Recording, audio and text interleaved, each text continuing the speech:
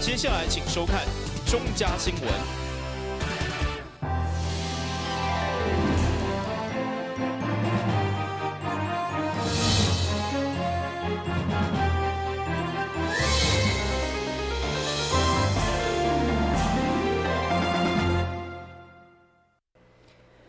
你好，我是顾家，欢迎收看中嘉台南电影新闻。今日有什么重要的消息？透过整理报道，做伙了解。2020总统一级立委选举，民进党得到多数民意认同。总统蔡英文更是摕到817万张选票支持，创下中华民国总统选举上悬票纪录。另外，伫立委选举的部分，民进党总共摕下61个席次，是这次选举的大赢家。尤其伫台南6席立委，更是全部拢抢蕊。立委林俊宪表示，再次当选是责任的开始，会伫蔡英文总统的领导之下，持续推动国家的改革甲进步。非常感谢我们台南乡亲的支持。林俊宪在这里宣布当选，也代表台南市民进党再次立委全垒打。我们6席都当选。那蔡英文总统在台南的选票也拿得非常高。真的是让大家非常的兴奋，但是当选是新的责任的开始，我们未来要民进党政府要持续的在蔡英文总统的领导之下，我们来推动国家的改革和进步，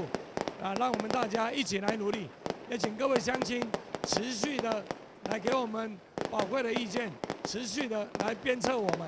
伫这次选举摕到全国上悬得票率的立委陈廷辉表示，真感谢选民对伊肯定，之后会更认真甲用心，持续为台南市争取建设。非常感谢咱所有选民，安南区甲北区的选民对廷辉的肯定。我相信每一张选票拢是廷辉的责任，廷辉一定会更加认真、更加用心。因为这段时间，包括立法院也在开会，廷辉也在担任着副选的工作，来帮小英总统4届来担任这个主持。所以有足侪时间，有可能拢由着我的干部来协助我，来帮我斗催票，非常的感谢，各咱的选民拢帮我来斗抽票。再次表示上大的感恩。我相信廷辉一定会更加认真。过去咱争取着545亿的这个建设经费，但是未来咱阁有较侪安南区甲北区的这个计划蓝图，咱一定会向蔡英文总统继续为安南区来努力打拼，为北区来走总，互咱的未来台南会当更较好。这是咱大家共同的希望，也希望互咱的台湾会当更较有希望。但廷辉另外表示，台湾未来发展走向至关重要，袂使忽视国家的主权，伊会继续扮演好为人民谋福利、争取地方建设角色，保护这个国家，维护民主自由的价值。台南新闻张伟忠采访报道。民进党击败伫台南的总统得票率再次创下全国第一，加上立委阁是全垒打6色总调，会当讲拍了一场真水的选战。毛上午议会民进党团伫一片团结自信的气氛当中，进行3场的交接。由准立委林义进将总召一职伫市长黄伟铁监交接予新任总召屈丽丽。包括新任总干事李宗翰、书记长林志典，拢同齐就任，场面热热。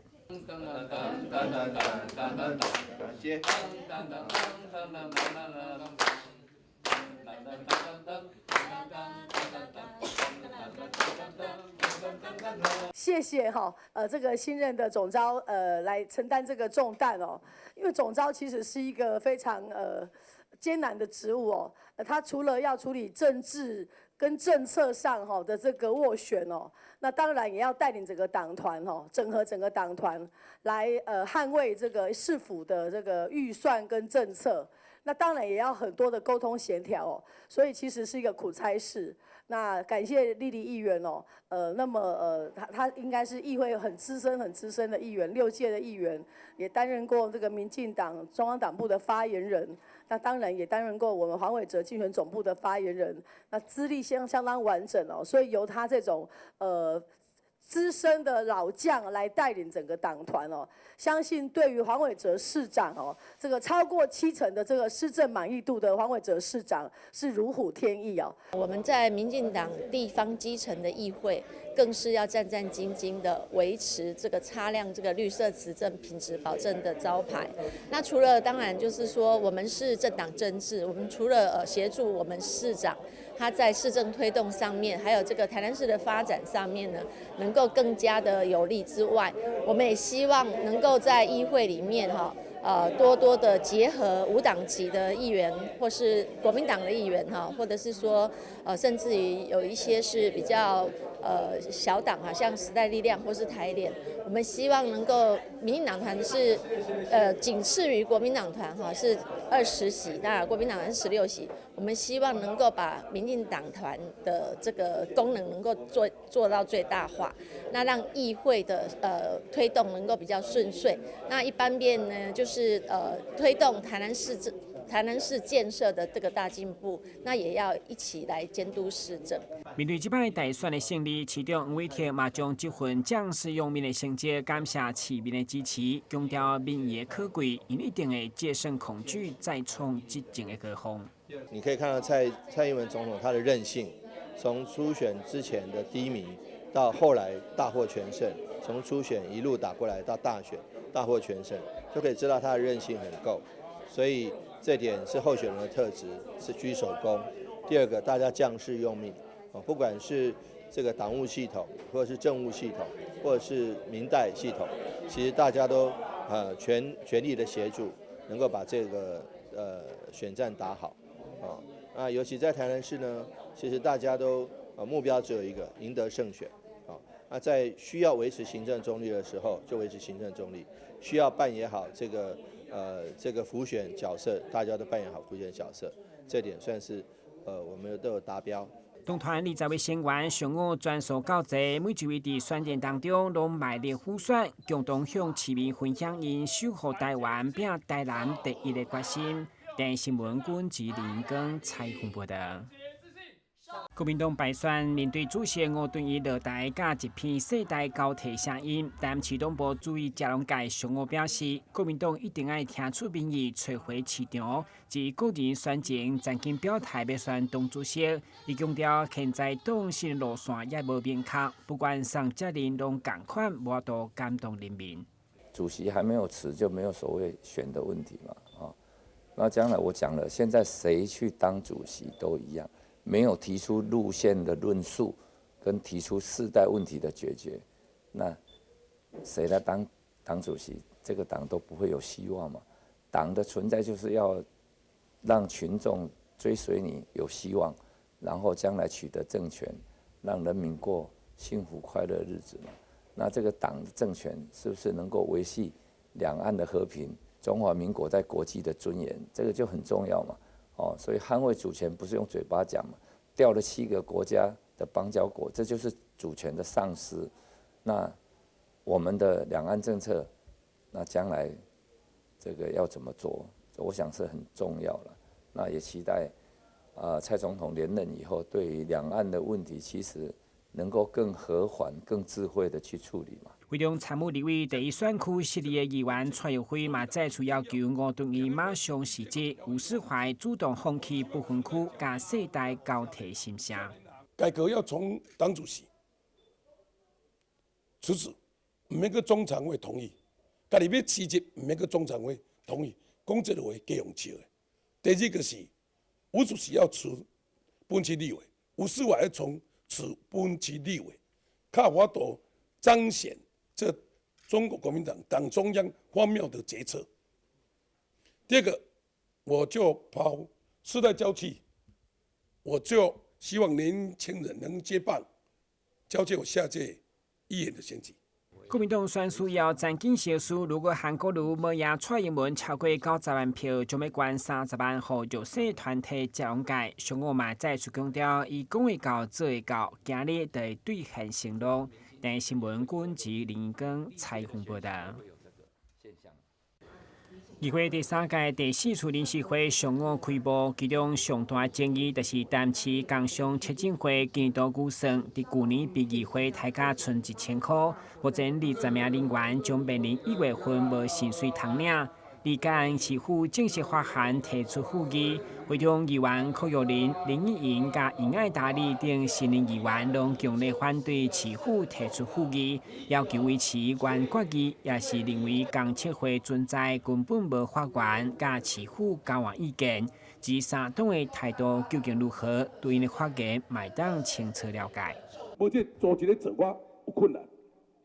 你无你就爱改。爱接受这个组织接受议会监督，讲遐内底人拢替我市政府做代志，敢是安尼？拢知啦吼。我感觉这个根本就袂当提委案，因为交咱市政府推动业务无啥物关系啦。哦，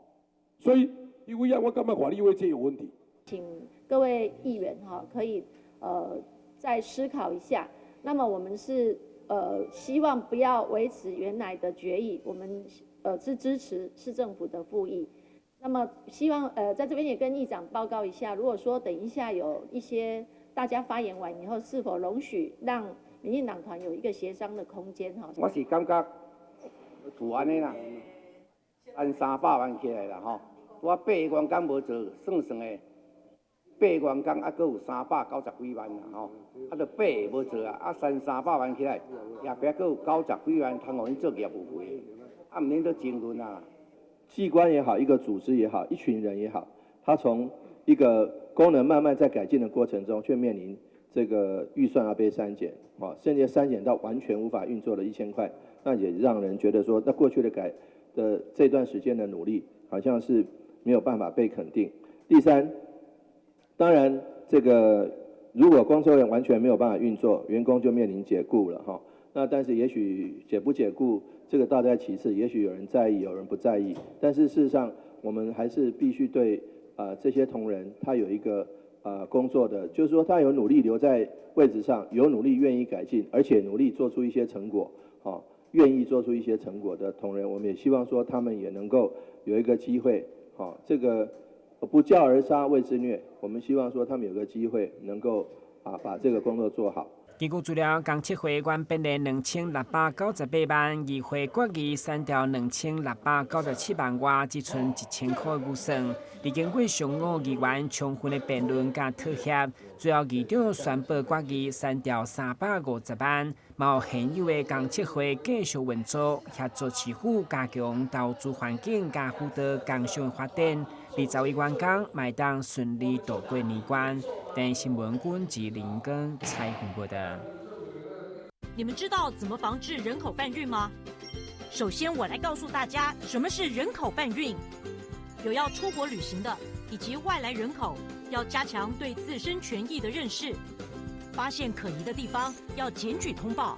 移民署跟司法警察会持续巡逻查缉，民众可以跟他们举报。抓到你们了！我们跟全世界的正义伙伴都会不断努力，粉碎人口贩运集团的恶行。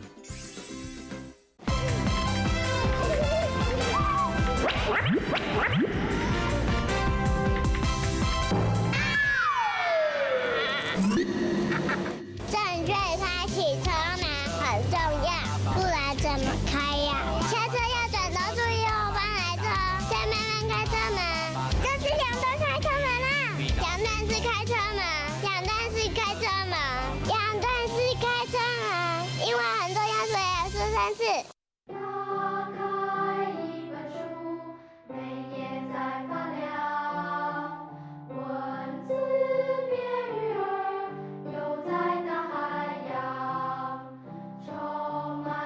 欢迎你和我一起来收看《飞读 book》台南爱读册。你总以为你和男生一样，他工作你也上班，你洗衣服他换灯泡，他教孩子数学你教注音。但有一件事不一样，50岁以上更年期妇女罹患心血管疾病症状和男性不同，若出现恶心、手麻、呼吸不顺、背痛等症状，请尽速就医检查。国民健康署关心您。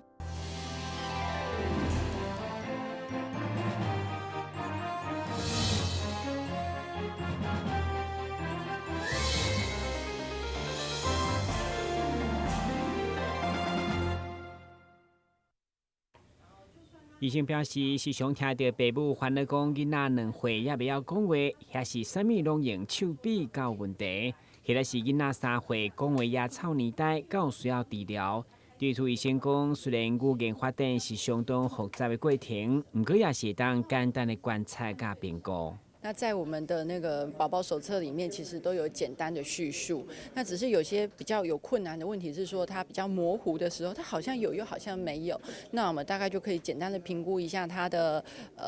发展，它的未来性。那你要知道它的语言的发展未来性，大概就是从它的理解力，然后他学习新的词汇的速度。他一般来讲，他可能每个礼拜、每个月应该会有新的词汇从他的嘴巴里面冒出来。那但是如果这些都没有，他就是一直停留在他原有的状况下的时候，其实还是可以立即的就医。医生进一步表示，检查有一寡家长也是雾煞煞，唔知影到底是大只嘅问题，或者是语言发展的障碍。所以医生强调，只要感觉无对同，建议直接挂小儿科，或者是复健科，然后需要的进一步评估治疗。他来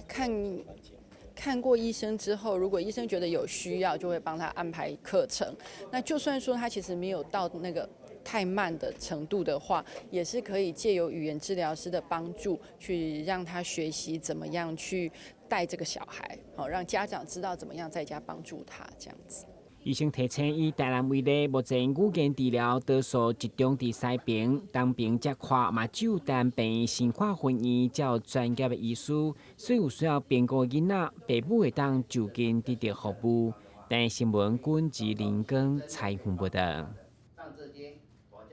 台湾虽然有纺织王国之称，有上下游完整的产业，不过因应全球性的挑战，台南在地纺织大厂甲工研院合作，嘛宣布加入人工智慧科技，建立完成自动化机械手骨。对上大 T 恤需求开始，来持续创新，取代传统的劳工笔质，达到快速高效率的生产力。我们跟工研院合作这个案子呢，就是希望全球成衣产业可以在成本或者自动化、智慧化，可以去技能化。这样我们到伊索跟到海地这种比较落后的国家，其实它可以让它的学习曲线更缩短，啊，它就不会因为说要训练很久才可以把品质做好。那另外一个呢，就是未来其实智慧化跟自动化是一个未来要持续创新的一个很重要的一个趋势。那宏远在智慧工厂方面呢，其实我们也投入很多，除了设备自动化、人才的培育，包括智慧工厂系统的建制，都是一个重点。那跟工研院这个块的合作，其实它就是一个启动。那第一次我们是选最简单的原梯，量最大的。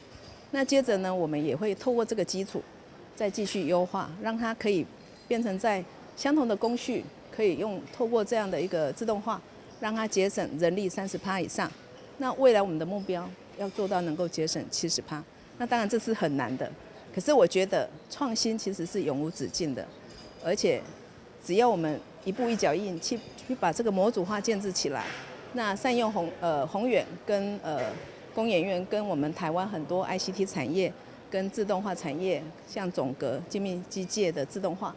这些等等都是我们的一个能量的来源。大行拢知影，生意要做到完全自动化，其实相当困难。主要就是因为布料、款式甲车的方式真多，不过现在已经成功跨出自动化的第一步。我们在这边做的这个视觉感测的技术，主要就是用来说，因为机器人它没有眼睛的话，其实它没有办法像人一样，就是我一边看着布料的状况，一边去做动。那所以我们导入这个3D 感测器，它有点像是机器人的眼睛。那就是说，我们像一般人在做操作的时候，我一边看布料的状况，因为布料是软的，它会弹性，而且会拉伸、会变化。那我怎么去针对不同的布料，它在缝纫啊、和车缝这些状况的时候，还有上下料的时候的这些变化，去做对应的动作。那我们这个眼睛就可以提供很好的导引，让机械手背它可以一边看，一边因应来做相对应的动作，那就可以去提升它对于弹性化的一个适应能力，包含说不同的布料、不同的尺寸和不同的大小，它可以去做适应。那未来当然像刚才高副总提到一个很重要，就是说我们怎么让这个弹性的动作可以做得更快、做得更精准。那这个是我们未来还需要再去跟宏远继续努力的目标。会中透过马道电视，除了要展现生意业者结合设计界甲学术界创新力量，未来嘛将持续邀请学生创作300项以上的设计图资料库来营销经营。电新闻军及郭博义采访报道。留下日本在当的可信化博士过去因为压力上大，伫英国留学生的推荐开始使用八曲花圃来改善情绪，嘛，互伊对消费者到推广者，一直到成为结合量子医学的研究者。柯博士为了将这款大自然汇率的波动能量，互更较侪台湾民众认识，上午召开记者会，将伊40档的研究成果整理成册，嘛将花圃会当改善情绪的奥妙传播出去。花精应用在日常生活上，可以改善人际关系、夫妻关系、亲子关系。如果应用在临床上，可以改善失眠、压力、忧郁、自闭、过动。那花精呢？它主要的功能是平衡情绪、矫正人格，还有净化心灵。比方说，我有一个朋友，他脾气非常的不好，然后每天都是叉着腰在骂小孩，或者跟邻居说话也都是这样。可是他自从用了花精不到1个月，讲话就非常有礼貌，也比较不会那么急躁。会中的婷婷透过花圃的安大情绪，嘛，互伊3当前重度郁结的镜头愈来愈稳定，甚至互伊对患者的角色变成老师、学生，用感恩的心情来分享。因为我长时间有喝花波来安抚我的内在情绪，因为花精是属于安抚你的外在情绪，那花精是属于内在属于内在的那个安抚，它是长期性的，不是短期性的。因为花精是用闻的，不是花精，就是花疗，就是花精。你们闻到的说花精那些东西是用闻的，它是短暂性的，不是长期性的。但是我们现在饮用这种东西是内在喝到体内的，所以是长期性的东西。经过了解，该新册就咧上架，都已经是畅销排行第1，嘛，互资深的媒体工作者出面，对着现代人郁结等相关精神疾病严重，回归大自然力量来改善，表达肯定。因为现在社会变得越来越快速发展，然后呢，又很复杂，所以这精神官能的这个毛病呢，就越来越严重。我们经常会听人家讲说，这个世上苦人多哈。那如果说有这么一种方式，能够呢疏解大家的那个情绪啊，引导向正向发展，我想应该是很好的一件事情。那今天很高兴能够看到《八曲花圃》这本那个书啊，那个能够跟大家见面。可信花圃书以多年的临床经验，加上38种花圃的使用，加12种人格特质的分析，以科学的检测评估，要互你我摆脱压力，嘛知影受气无快乐，只要互情绪平衡，就当重新找回家己。但新闻军及郭博义采访报道。现代人工课真无闲，时常无法度顺利伫厝内底签收邮件。中华邮政伫106年开始，陆续伫全台各地设置全年无休困的爱邮箱自动化服务。目前伫全台已经建设超过1000座的爱邮箱。台南邮局为了推广这项服务，12下晡特别选定伫咧东区的购物中心举办爱邮箱体验活动，互民众会当亲身体验到邮局便利的e化服务。家里附近如果刚好没有邮局的话，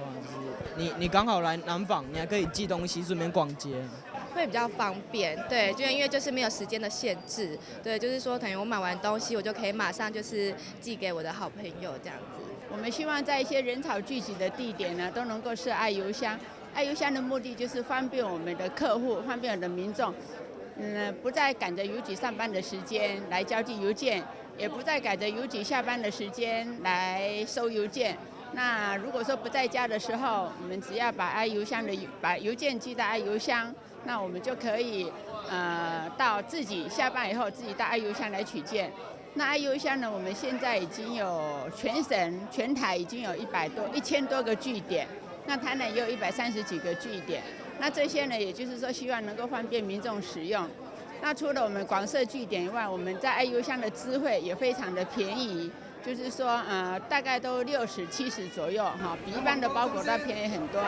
购物中心业者表示，透过这次甲邮局的合作，真欢喜会当提供给消费者更方便的购物体验。我们很开心跟中华邮政有这样子的合作。爱邮箱的这个 I 呢，其实我觉得它除了一个很便利的这个 icon 之外呢，它也有喜爱的爱的这个谐音。那我们购物中心的经营本来就是希望把最方便的服务能够提供给我们的顾客。那现在虽然很多人都是用都是用这个手机在传讯息，都是网络购物，可是毕竟购物也需要收包裹，也需要收邮件、收发邮件。那寄送也是一个便利的服务，所以爱邮箱在我们购物中心，我们很希望能够借由这样子的一个服务，能够让我们的顾客除了来这边吃喝买东西之外，也能够享受这样子很便民的服务。爱邮箱这项便利的服务，不但是全年无休困，而且是24点钟服务。邮局为了推广，予更多人使用，在12月底已经使用爱邮箱寄送，还会当享有9折优惠，欢迎民众爱多加利用。台南新闻张伟忠采访报道。非常感谢收看今日的中嘉台南电影新闻，我是顾文杰，咱明仔载同这时间再会。